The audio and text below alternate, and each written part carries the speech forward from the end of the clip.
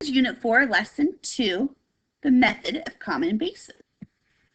There are very few algebraic techniques that do not involve technology to solve equations that contain exponential expressions. In this lesson, we will look at one of the few, known as the method of common bases. Exercise 1 is solve each of the following simple exponential equations by writing each side of the equation using a common base. So, of course, common base means it's the same base. Remember, when you have your exponents, the base is the bottom number, the bigger number. So for a, 2 to the x power equals 16, my base is going to be 2. So typically when you have something like this, 2, you're not going to be able to typically get smaller than 2. That's just not possible. So what can we do with the 16? How do we get that a smaller number? And I have 2 to the something power to give me 16. Well, I know that I could do 2 to the 4th power. 2 times 2 is 4, times 2 is 8, times 2 is 16. So I'd have 2x to the x power equals 2 to the 4th power. So that's the case. My common base is 2. So that would mean that x equals 4. Looking at B, 3 to the x power equals 27. So since 3 is such a small number, I'm going to see if there's any way that I can make my common base of 27 3 as well. So 3 to something power gives me 27. Well, I know 3 times 3 is 9, so 3 squared is not the answer. 3 times 3 times 3, so 3 times 3 is 9, times 3 is 27. So 3 to the x power equals 3 to the 3rd power, because 3 to the 3rd power is 27. I have my common base, so it's really x equals 3. Now looking at C, I have 5 to the x power equals 1 over 25. This one's a little bit different. If you recall from Algebra 1, dealing with negative exponents, we said we cannot have negative exponents, so then you shift it if it's and put it below a 1. So for this particular case, if I'm just looking, what can I use as a common base for 5 to get 25? It would be 5 squared. So I'd have 5x equals 1 over 5 squared. I don't want the fraction, so I'm going to have 5 to the x power equals 5 to the negative 2 power. So x is going to equal negative 2. Now, D says 16 to the x power equals 4. This is a little bit different. My 4 is smaller than my 16, than my base. So if that's the case, we're going to have to do some manipulating. So my common base should be a 4, possibly a 2, but typically it's going to be a 4. You would get the same answer for either, but in this case, it's going to be 4. What 4 to the what power gives me 16? Oh, 4 squared. But then I still have this x. So I have to put that to the x power equals 4 and relate it to the first power because there's nothing there. Then when I'm looking at that, this is just power to a power. So 2 times x. So I have 4 to the 2x equals 4 to the first power. So then I set them equal to each other. 2x equals 1, and I solve for x. Divide both sides by 2. So my x is going to be 1/2. So 16 to the 1/2 power equals 4. One thing that's really important to remember here is that if bases are the same, exponents must also be the same. In each of these cases, even the last more challenging one, we can manipulate the right-hand side of the equation so that it is shared common base. With the left-hand side of the equation, we can look at this fact by manipulating both sides so that they have a common base. First, though, we need to review an exponent law.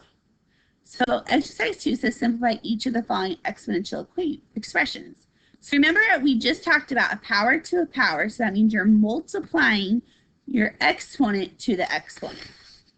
So for this particular case, I have 2 to the third to the x power. So I'm going to have 2 to the 3 to the x.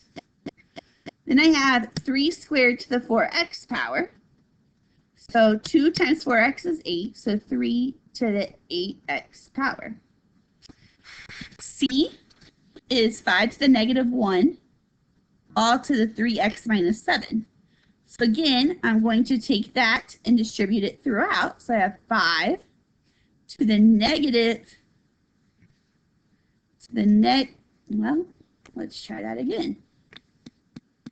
5 to the negative 3x plus 7. And then finally, pause the video and try this one on your own. When you're done, check it. So 4 to the negative third to the 1 minus x squared. So I distribute that negative 3. So 4 to the negative 3 plus x squared power. So now that we practice that, let's look at exercise 3. It says solve each of the following equations by finding a common base for each side. So back in exercise 1, we had a common base on one side already. Now we have to manipulate both of them, both sides of the equal sign, to find a common base. So if I look at A, it is 8 to the x power equals 32. So I know that they're both even numbers. So typically that means that I can do a 2 as a common base. I could do a 4 probably as well, but if you could do a 4, you can definitely do a 2. So I'm going to look here. And how do I get 8? How do I get 8? So I have 8 with 2 as a common.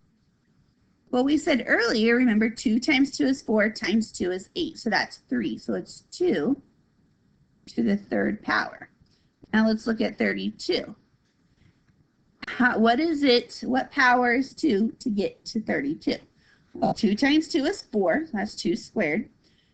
We know 2 cubed is 8. 2 to the 4th, 8 times 2 is 16. And then 2 to the 5th, 16 times 2 is 32. So now that we have these two things, we can set them equal to each other. But notice that I have that x right up here. I need to make sure I do something with that. So when I have 2 to the third power, I have to also raise it to the x equals 2 to the 5th. So that's when we do our power to power, like in exercise 2. 3 times x is 3x. So you have 2 to the third, 2 to the 3x power equals 2 to the 5th power. And then you set them equal to each other. So 3x equals 5. Divide both sides by 3. X, I'll put it up here, equals 5 over 3. All right, let's look at B.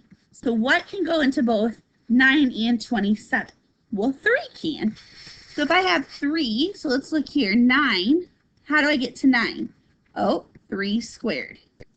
Same thing with 27. 3 times 3 is 9, so that's 3 squared. 3 times 3 times 3 is 27. So that's going to be 3 cubed. So now I'm looking here, I have 3 squared in place of my 9, and take all that to the 2x plus 1 equals 3 cubed. When I distribute that throughout, I have 2 times 2x, which would give me 4x, plus 2 times 1 is 2, equals 3 to the third. So I have common bases, so I get rid of those or I just ignore them, because they're the same thing, so I can ignore them. And so I'd have 4x plus 2 equals 3, because I'm setting my exponents equal to each other. I need to get a little bit more room there. There we go. Then I'm just solving for x. So 4x equals 1, divide by 4. X is going to equal 1/4. So what that's saying is if you plug 1/4 in, so if you said 2 times 1/4, which would give you 1/2, plus 1, which would give you 3/2, 9 to the 3 halves equals 27. And you could actually do that on your calculator, and you can get that same answer if you wanted to go through and check it. So C is 125 to the x power equals 1 over 25 to the 4 minus x power. So I know that I can divide the 125 as well as the 25 by 5. So let's look at this. What can I get 125 as the base? Well, 5 times 5 is 25. So we just found that one. So 5 squared is 25. 5 to the third power. 5 times 5 is 25 times 5 is 125. So then we cannot forget to put these different things in here. So first I'm going to look over here, and it's 5 to the third all to the x equals, now remember we don't want a fraction, so we're now going to put it as a negative 2. So it's going to be 5 to the negative 2 power all to the 4 minus x. So then you take that and you distribute. 3 times x is going to be 3x. Negative 2 times 4. Let me go back here. Instead of just writing 3x, let me write 5 to the 3x. I want to make sure I write out each step. Negative 2 times 4 is negative 8. So 5 to the negative 8. Negative 2 times negative x is plus 2x.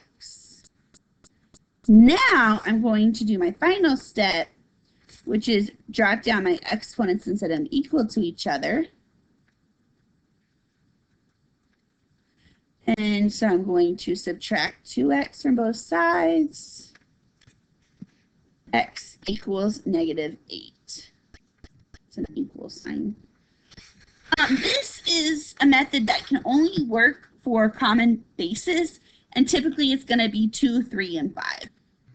All right, so we have one more problem. We have exercise 4, which of the following represents the solution set in the equation 2 to the x squared minus 3 power equals 64. So the first thing we need to do is find common base. We can have a common base of 2. So 2 to the what power gives me 64. So I'm going to say 2 times 2 is 4. 4 times 2 is 8. 8 times 2 is 16. 16 times 2 is 32. That's 2 to the 5th.